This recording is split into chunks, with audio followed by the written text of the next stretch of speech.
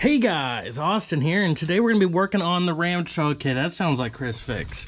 Let's go back to the original. What's up everybody, it's Austin, and today we're going to be working on the RamCharger. And I don't know if you guys could see, we got a little bit of a, wiring rat's nest over there. Been doing a couple things off camera, but let's roll the intro, and I'll tell you a little bit more about what we've been doing.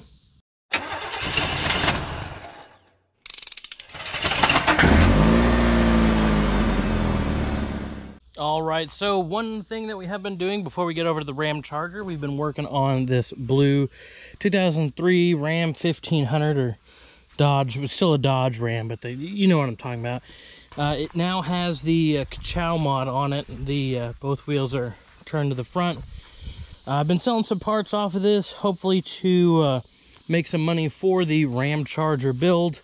Funds aren't... I don't have the funds. We do have some seats that will be going to Santa. I think his son has a project that he needs them for. Not too bad. I mean, better than a lot of the other Dodges out there. So a lot of people have been asking for these. They're already sold, guys. Sorry. But it's got a nice clean bed on it too. I think the only damage on this guy is back over here. And yeah, look at that. That's nothing. That could be popped back out. But fairly certain this is a brand new bed on this thing. It used to be owned by my aunt and uncle, and they'd gotten sideswiped on this side and they had the bed replaced. So that's one thing I've been doing pretty much off camera entirely, is trying to part this out. But let's head back over to the RamCharger and I'll show you what I've been doing off camera on that as well. Alrighty, so as you can see, like I'd mentioned in the intro, we have a little bit of like a rat's nest going on with the wiring. And it's a bear, I'll be honest with you. I had de-loomed the whole thing because we had taken out this computer module up here. This is the Spark control computer. Took that out, so didn't need that anymore. And took out maybe about 2-3 pounds of wiring, so she's a little bit lighter. She's a race car now. But I got some of that fabric wire loom tape, and we're gonna re-loom a lot of this. I'll do that off camera, save you guys the boringness of that. But what my focus is for today is I got a whole bunch of parts here. I'll move that out of the way, we don't need that. We have ourselves, I believe this is our new what is it called? It's the flex joint up here in the steering. I'm doing a whole bunch of steering stuff today, but they call it a rag joint. That's right. I think this is our rag joint. This is our repair kit to fix the power steering box. And then we have two new tie rod ends, left and right. They are specific. An aftermarket part. And then this guy right here, I believe they call this a, oh man, the drag link is what it's called. It's what connects the oh man, the idler arm to the knuckle back there. So yeah, I believe it is knuckle. Yeah. So we're gonna be doing a whole bunch of steering stuff today. I'll show you guys that new part, which is actually gonna tighten up the steering a lot. But let's go ahead and jack this up and start working on it. So I was trying to get ahead of myself, and I did, but these drag link right here, I wanted to take that out first, just replace it, and then start working on the tie rods, or tie rod ends, there we go. But I see where we might have an issue. This, super easy to come off, plenty of clearance. This one, not as much clearance for me to get my impact into, and the worst part about it is I don't have a wrench big enough for that, at least not down here in this toolbox.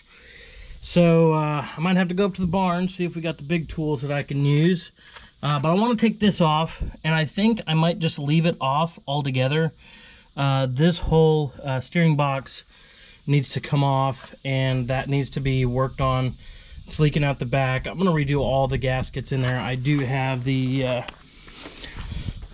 gasket kit for it, so I believe this is it. Yeah, there it is. Look at that. All the stuff that I need to rebuild that. So perfect. Keep that in the box. But I think for right now, just to do the easy stuff and get the easy stuff out of the way, I'm just going to do pull the tie rod and then replace the tie rod ends, and then we'll go from there, I guess, because the box is the last thing. This power steering box is the last thing I want to do. But we did find out where a lot of the play is coming from, and that's this joint right here. It's got a lot of play. And I had my grandfather looking at it while I was messing around with the steering wheel inside, and yeah, this is where all the play is at. This is a universal joint, but different than what I'm used to seeing. It's all, you know, inside of that. This exterior part and the rebuild kit for this little joint right here is like 80 bucks. So I got something that replaces that U-joint with a little more traditional, to me, U-joint like that one right there. And it comes with a new lower steering shaft. So we'll get that put in there. That should tighten it up. There was somebody on Facebook that's on a group that I am a part of, and they replaced it, said it tightened up their steering. It was great. So I'm gonna start, I guess, not putting stuff back together, but taking more stuff apart and doing the easy stuff first, and then I'll work towards the hard part. So yeah, that's what I'm gonna do.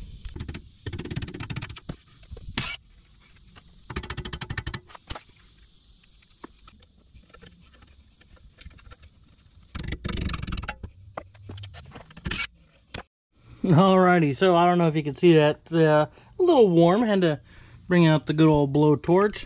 Might have to do that for the other side because they weren't moving at all. They were in there pretty good, but let me jump on the other side. Let me use the torch of motivation and the hammer of motivation, and we'll get the other side out, and yeah, it'll be nice and clean and better and new. Did I do it right? Man, she is smoking. Other side looks nice and cool now. Look at that. She needed a lot of heat to come off. She was in there. Woo! Yeah, all right. Let's fix this up. Put new ones on. Put it back together. My uncle's project fell off the trailer on the way back. You gotta do what you gotta do. His last tag's 90, I think. I think he sat there about 91 or 92. Wow. Alright. Looks like Grandpa's disconnected. Yeah.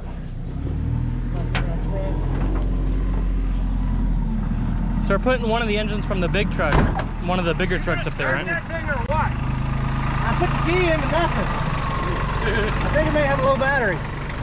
Yeah, low battery, sounds about right. Yeah. Okay. And then you said this wheel was locked up, right? One of the fronts were locked. I think it was this one. All right, well, when you guys start moving, and I'll start walking around and looking. Where are we going? You want to go next to the bed? Sure. If we can do it. How's steering on it? Manuel. I'm working on the steering on the RamCharger right now. Oh, what are you gonna do? This one's rolling. Alright.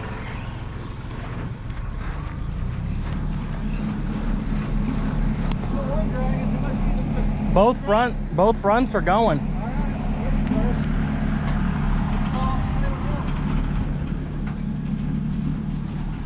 Yeah, everything's spinning.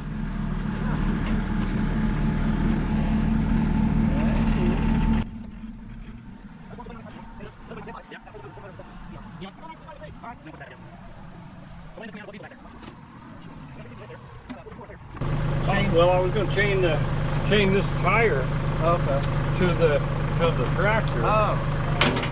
Oop. Oh, hooked onto that. I'm hooked on Chevy, because Chevy's hooked on me.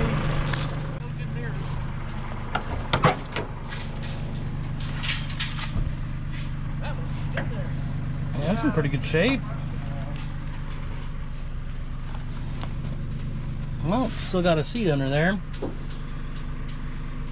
That's a fairly decent looking clutch and pressure plate. Yeah.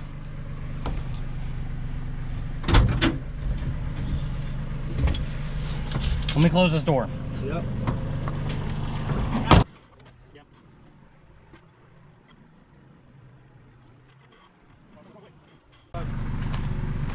The GMC's had the leaf springs. Did it have the exhaust coming out of that? It's not whenever he had it, but at some point, yeah, it had the... Had stacks coming out of it?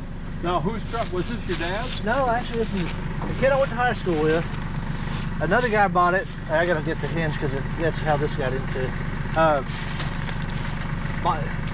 friend of mine bought it from him. It ended up I bought it from him. It had a strapped up motor. Man, this had air injection? The motor when it was not original. Oh, okay.